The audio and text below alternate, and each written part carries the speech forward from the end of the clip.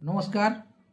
আমাদের student helper চ্যানেলের পক্ষ থেকে সবাইকে স্বাগত জানাচ্ছি। নিয়ে এসেছি আজকের আলোচনার নতুন একটি video, the model millionaire, class 11-এর the model millionaire by Oscar Wilde, এই গল্পের আলোচনা। আমরা এর আগে এই গল্পের ফার্স্ট পার্ট বা প্রথম পর্ব নিয়ে আলোচনা করেছি। সেখানে গল্পের প্রতিটি লাইন ধরে প্রতিটি শব্দের বাংলা অর্থ করে একটা বাংলা অনুবাদ সহ গল্পের বিষয়বস্তু নিয়ে আলোচনার চেষ্টা করেছি। আজ আমরা এই গল্পের দ্বিতীয় পর্ব শুরু করব, অর্থাৎ প্রথম পর্বে যতটুকু আলোচনা হয়েছে তার পরের অংশটা আমরা পড়ার, জানার এবং বোঝার চেষ্টা করব। তাহলে চলো কথা না বাড়িয়ে শুরু করা যাক। The model millionaire, Oscar Wilde গল্পের দ্বিতীয় পর্বের আলোচনা। আমরা প্রথম পর্বে যে আলোচনা করেছি সেই আলোচনার সংক্ষিপ্ত রূপ এখানে আমি দিয়ে রাখছি, অর্থাৎ যেটুকু বিষয় নিয়ে আলোচনা করেছি সেটা খুব সংক্ষেপে এখানে বলে দিচ্ছি। গল্পের শুরুতেই একটি গুরুত্বপূর্ণ লাইন বলেছেন গল্পকার, যে কোনো ব্যক্তি যদি ধনী হতে না পারে তাহলে একজন সুন্দর ব্যক্তিত্বের অধিকারী হয়ে তার কোনো লাভ নেই। রোমান্স হলো বড় লোকেদের একটা বিশেষ অধিকার, গরিবদের এই ব্যাপারে না পড়াটাই ভালো। কিন্তু এরকমই একটা ঘটনা ঘটেছিল গল্পের নায়ক হিউগি এরস্কিনের সাথে। হিউগি এরস্কিন একটি সাধারণ ছেলে, সে দেখতে খুব সুন্দর, কিন্তু তার কোনো টাকা পয়সা নেই। এমনকি তার বাবাও তাকে কোনো কিছুই দিয়ে যায়নি, বিশেষ কোনো কিছু দিয়ে যায়নি। যা দিয়েছিল তার বাজার মূল্য কিছুই নেই, একখানা বই এবং একটা তরবারি। সেই ছেলেটি লরা মার্টন নামে একটা মেয়ের প্রেমে পড়েছিল, কিন্তু লরা মার্টনের বাবা একজন রিটায়ার্ড কর্নেল। তিনি কোনোভাবেই একজন বেকার ছেলের সাথে তার মেয়ের বিয়ে দিতে প্রস্তুত ছিলেন না। তবে তিনি হিউগিকে একটি কথা বলেছিলেন, যে হিউগি যদি কোনোদিন 10,000 পাউন্ডের মালিক হতে পারে, অর্থাৎ হিউগির যদি নিজের কোনোদিনও 10,000 পাউন্ড হয়, 10,000 পাউন্ড টাকা হয়, আমরা যেটাকে টাকা বলি ভারতীয় ভাষায়, যদি সেটা হয় তাহলে লরার বাবা হিউগির সাথে লরার বিয়ে দিতে রাজি হবে। তো হিউগি যে কোনো চেষ্টা করেনি এমনটা নয়।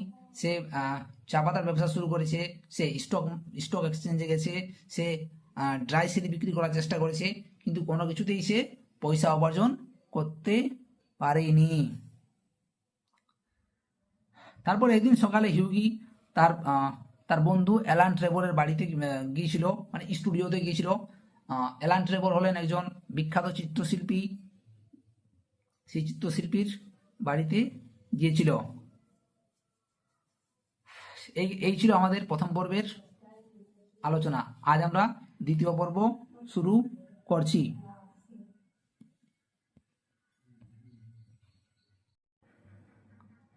When Hughie come in, যখন হিউগি এসেছিল, ফন্ড দেখলো Trevor putting the finishing touch to a wonderful life size picture of a beggar man. যখন হিউগি এলো, সে দেখলো Trevor putting the finishing touch, অর্থাৎ ট্রেভর তার তুলি নিয়ে একটি ছবির উপরে ফিনিশিং টাচ দিচ্ছে, অর্থাৎ ফাইনালি যে কালারটা বা যে টাচটা দেওয়ার কথা ব্রাশে করে সেটাতে দিচ্ছে। To a wonderful life size picture, একটা খুব সুন্দর ছবির উপরে। হ্যাঁ, সেটা হচ্ছে এ বেগার ম্যান, একজন ভিক্ষুক মানুষের ছবির উপরে সে তার শেষ তুলির টান দিচ্ছে, অর্থাৎ ফিনিশিং টাচ সে দিচ্ছে। দ্য বেগার হিমসেলফ, অর্থাৎ ভিক্ষুক নিজেই was standing on a raised platform in a corner of the studio, অর্থাৎ ভিক্ষুক নিজেই স্টুডিওর একটা কোনায়, corner of a of the studio, স্টুডিওটা কোনায়, ওয়াজ স্ট্যান্ডিং দাঁড়িয়েছিল অন এ রাইজড প্ল্যাটফর্ম, একটা কোণের উঁচু জায়গাতে, রাইজ প্ল্যাটফর্ম হচ্ছে একটা উঁচু জায়গাতে সে দাঁড়িয়ে ছিল। Was a wizened old man, he was a wizened old man, সে ছিল একজন কুঞ্চিত রোগা বৃদ্ধ মানুষ। With a face like wrinkled parchment, তার ফেসটা ছিল কিসের মতো না রিঙ্কেল পার্চমেন্ট। রিঙ্কেল পার্চমেন্ট মানে হচ্ছে যে রিঙ্কেল মানে ভাঁজযুক্ত, আর পার্চমেন্ট মানে হলো পশুর চামড়া দিয়ে তৈরি কাগজের মতো, অর্থাৎ পশুর চামড়া দিয়ে তৈরি কাগজের মতো ভাঁজ ছিল তার মুখে। কার মুখে না ওই বেগারের মুখে, এই ভিক্ষুক যিনি যার ছবিটা আঁকছিল ট্রেভর। ওল tears and টেটার্স, old tear and tatters, sorry and a most piteous expression, তার মুখের ভাব ছিল খুবই করুণ। ওভার হিজ সোলজার্স, তার কাঁধের উপরে ওয়াজ ফ্লাং, ঝুলছিল a coarse brown cloak,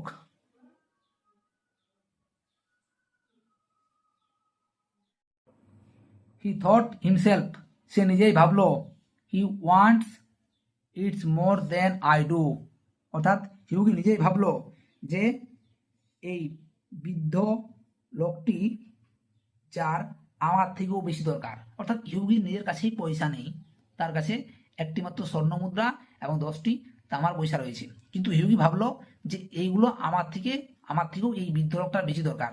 but it means, কিন্তু ইহার মানে হলো নো হ্যান্ডসামস ফর এ ফর্টনাইট, অর্থাৎ এক পক্ষ হিউগি আর ঘোড়ার গাড়িতে চড়তে পারবে না এই পয়সাটা তার কাছে না থাকলে।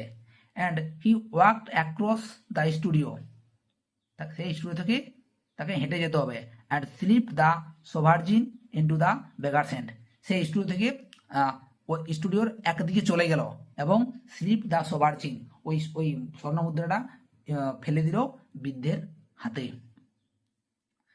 The old man started and a faint smile filtered across his whispered lip, অর্থাৎ ওই বৃদ্ধ মানুষটি তার শুষ্ক ঠোঁটে একটু তার হাসি ফুটলো এবং সে চমকেও গিয়েছিল। ফ্যান্ট, সে চমকেছিল, আর তার শুষ্ক মুখে একটু হাসি ফুটেছিল শুষ্ক ঠোঁটে। থ্যাংক ইউ স্যার, ধন্যবাদ sir, he said thank you, সে ধন্যবাদ দিয়েছিল হিউগিকে। দ্য ট্রেভর অ্যারিভড, তারপর ট্রেভর এসে পৌঁছালো। And Hughie took his leave, এবং হিউগি সেখান থেকে বিদায় নিয়ে সেই স্থান ত্যাগ করলো, তার কাছে বিদায় নিয়ে সেই স্থান ত্যাগ করলো। Blessing a little at what he had done, এবং সে কিছুটা ব্লিসিং লজ্জা পেল সে যেটা করেছে, অর্থাৎ পরোপকার করেও সে লজ্জা অনুভব করলো। He spent the day with Laura, সে লরার সঙ্গে দিনটি কাটালো। গট এ চার্মিং স্কল্ডিং, একটু মিষ্টি বকুনিও খেলো। For his extravagance and had to walk home, তার এই এক্সট্রাভেন্স মানে হচ্ছে বেপরোয়া পয়সা খরচের জন্য বা বেপরোয়া দান করার জন্য সে একটু বকুনিও খেলো লরার কাছে। And had to walk home, এবং হেঁটেই বাড়ি গেল। That night he strolled into the Palette Club about 11 o'clock, প্রায় রাত 11টার সময় সে প্লেট ক্লাবে পায়চারি করছিল। And found Trevor sitting by himself, Trevor নিজে বসে আছে ইন এ স্মোকিং রুম, একটা ধূমপান করার ঘরে, এবং drinking hock and seltzer, hock and seltzer হচ্ছে দুটো পানীয়, এই পানীয় দুটো সে পান করছে।